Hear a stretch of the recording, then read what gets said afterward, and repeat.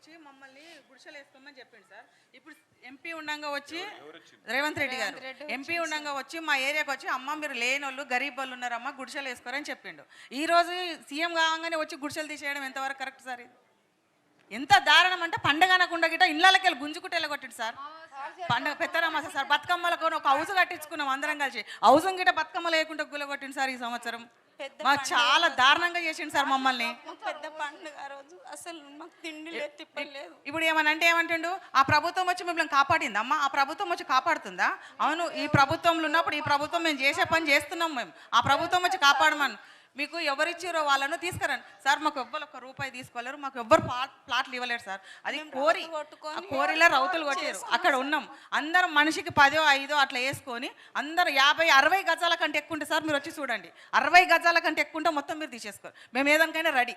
60 గజాల కంటే ఎవ్వరికి ఇంత జాగా ఎక్కువ లేదు అక్కడ.